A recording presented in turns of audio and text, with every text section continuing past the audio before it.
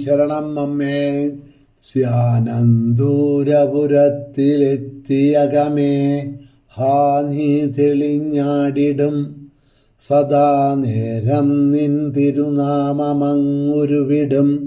സൽഭക്തരേങ്ങെങ്ങുമേ തീയും കൂട്ടികലങ്ങളിൽ മധുരമാം അന്നം പതിപ്പോർക്കയേ നീതാനെന്നുമൊരാശ്രയം സുഹൃതിയാമെന്നാറ്റുകാലീശ്വരീ.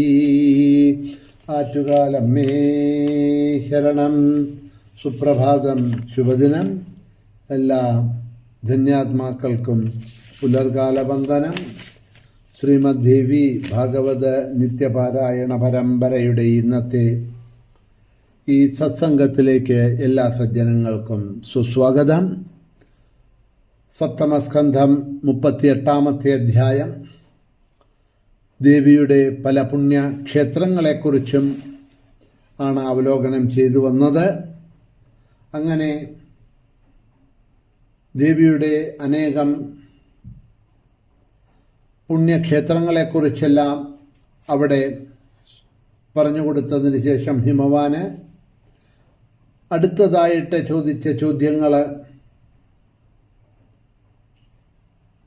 അതായത് ദേവിക്ക് പ്രീതിയായിട്ടുള്ള വ്രതങ്ങൾ എന്തൊക്കെയാണ് അനുഷ്ഠിക്കേണ്ടത് എന്നുള്ളതാണല്ലോ അടുത്ത ചോദ്യം ചോദിച്ചത്. അതിന് ഉത്തരമായി കൊണ്ടാണ് ഇനി ഇവിടെ നിന്ന് അങ്ങോട്ട് കുറച്ച് ശ്ലോകങ്ങളിൽ കൂടി പറയണത്. നാരീഭിശ്ച നരൈശ്ചൈവ കർത്തവ്യാനി പ്രയത്നതാ വ്രതമനന്തതൃതീയാഖ്യം രസകല്യാണിനീ വ്രതം. സ്ത്രീകളും പുരുഷന്മാരും സ്ത്രീ പുരുഷ ഭേദമന്യേ ആചരിക്കേണ്ടവയാണ് വ്രതങ്ങൾ. അനന്ത തൃതീയ എന്നു പേരുള്ള വ്രതം, രസകല്യാണിനി വ്രതം, ആർദ്രാനന്ദകര വ്രതം എന്നിവ തൃതീയ വ്രതങ്ങളാകണമെന്ന് പറയാണ്.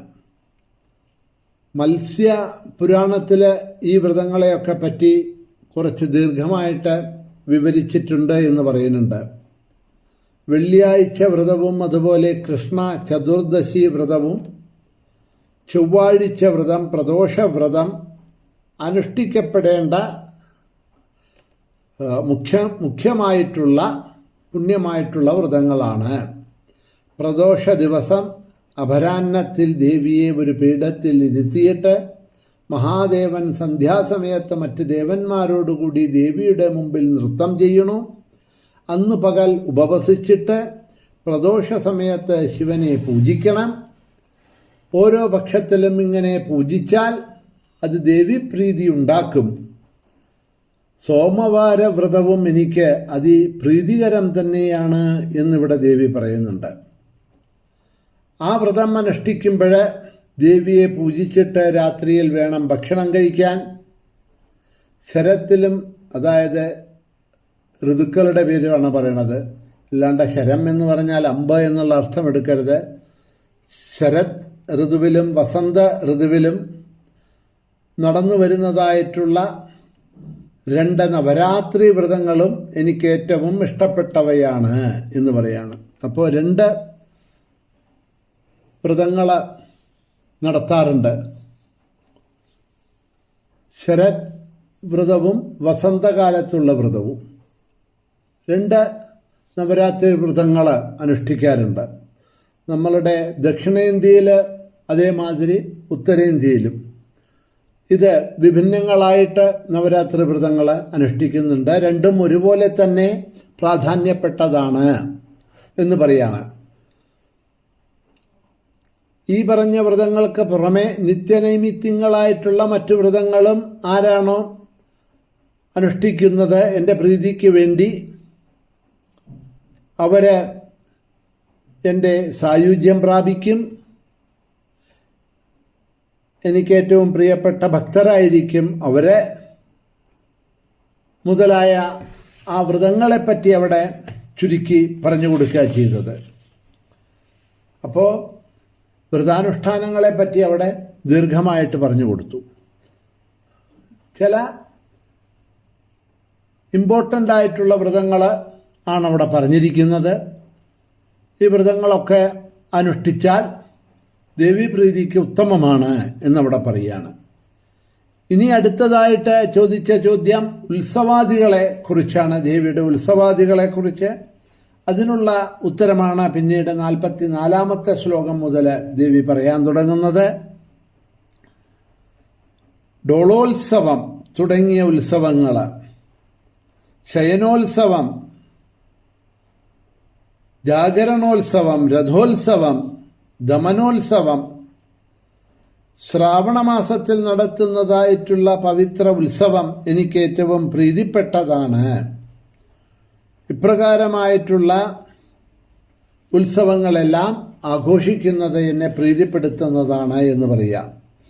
ഈ ഡോളോത്സവം ചൈത്രമാസത്തിലെ ശുക്ലപക്ഷ തൃതീയയിലെ, ശയനോത്സവം ആഷാഢമാസത്തിലെ വെളുത്ത വാവ് കഴിഞ്ഞ് വരുന്ന തൃതീയയിലെ, ജാഗരണോത്സവം കാർത്തിക മാസത്തിൽ വെളുത്ത വാവ് കഴിഞ്ഞ് വരുന്ന തൃതീയയിലെ, രഥോത്സവം ആഷാഢമാസത്തിലെ ശുക്ലപക്ഷ തൃതീയയിലെ, മദനോത്സവം ചൈത്രത്തിലെ പൗർണമാസിയിലും, പവിത്രോത്സവം ശ്രാവണമാസത്തിലെ പൗർണമാസിയിലും ആണ് ആഘോഷിക്കുന്നത് എന്ന് പറയാറുണ്ട്.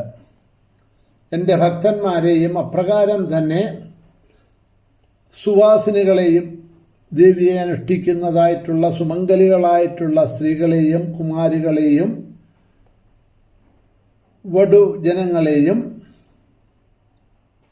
മറ്റും ഞാനാണെന്ന ബുദ്ധിയോടും ഭക്തിയോടും കൂടി വിത്താശകളൊന്നുമില്ലാതെ കണ്ട്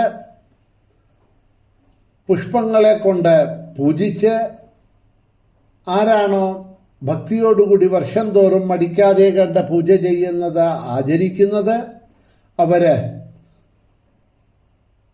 ധന്യരും കൃതകൃത്യരും ആയിത്തീരണു. അവർക്ക് എൻ്റെ പ്രീതി എളുപ്പം കിട്ടുന്നുണ്ട്. എനിക്ക് പ്രീതി ഉണ്ടാക്കുന്നതായിട്ടുള്ള എന്തൊക്കെയാണോ അങ്ങ് ചോദിച്ചതനുസരിച്ച് ആ പുണ്യക്ഷേത്രങ്ങൾ, വ്രതാനുഷ്ഠാനങ്ങൾ, ഉത്സവാദികൾ എല്ലാം ഞാൻ ചുരുക്കത്തിൽ ഇത് അങ്ങേക്ക് പറഞ്ഞു തന്നിരിക്കുന്നു. ഭക്തി, ശ്രദ്ധാഭക്തി എന്നോട് ആർക്കാണോ ഉള്ളത് അവർക്ക് മാത്രമേ ഞാൻ ഈ പറഞ്ഞ പരമരഹസ്യമായിട്ടുള്ള ഇത് പറഞ്ഞു കൊടുക്കാൻ പാടുള്ളൂ. അല്ലാത്തവരിത് കേൾക്കാൻ പോലും യോഗ്യരല്ല എന്ന് പറഞ്ഞുകൊണ്ടാണ് ഇവിടെ ഈ 38-ാമത്തെ അധ്യായം ഇവിടെ അവസാനിക്കുന്നത്. അപ്പോൾ ഈ അധ്യായത്തിൽ നമ്മൾ ദേവിയുടെ അനേകം ക്ഷേത്രങ്ങളെക്കുറിച്ചും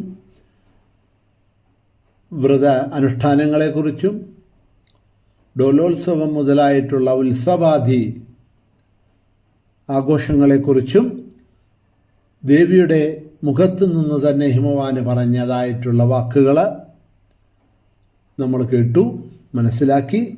ഇതോടുകൂടി ഈ അധ്യായം അവസാനിക്കുന്നുണ്ട്. പക്ഷേ